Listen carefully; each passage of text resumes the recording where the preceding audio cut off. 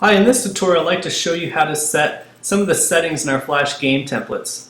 Some of those settings would be setting your randomization to be on or off, setting the number of questions that you would like, setting the amount of points awarded for each question, and setting the question type, whether it be true or false, multiple choice, or even a multiple answer.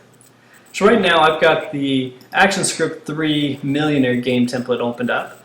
The techniques I'll be showing on this template will be the same for other templates as well. It's important to know also which version of the template that you're using.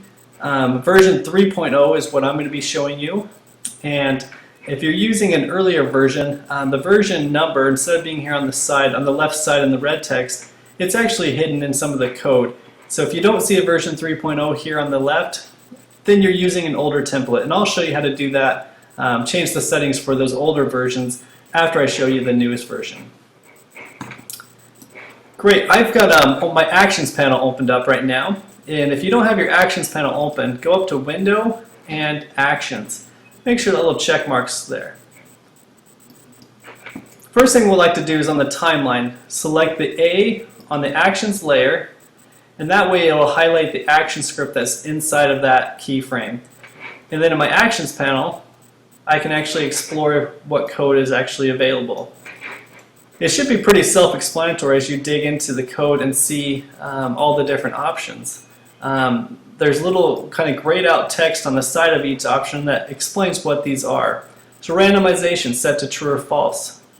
Right now it's set to false. If you'd like to randomize your questions, simply change it to true. Set the number of questions.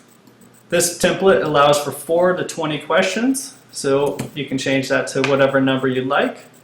This particular template has a countdown timer. So this is how much time is available to answer each question. You can change that to whatever you would like.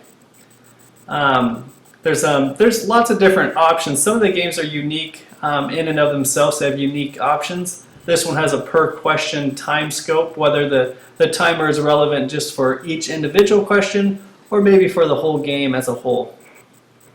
Alright, question types. This is where you can change your questions to be multiple choice, multiple answer, or true or false.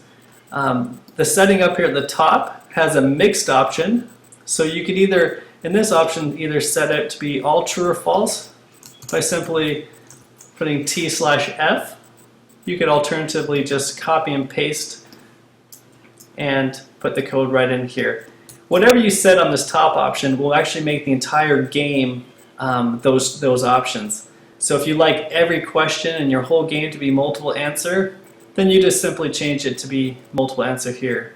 If you like to have kind of a mix of some multiple choice, some true or false, or maybe some that are just multiple answer, then what you would do is actually go down to each individual question, question number 1, and you could just change it right here to be true or false, maybe for question 1, and then maybe question 2 you want multiple choice, and so forth.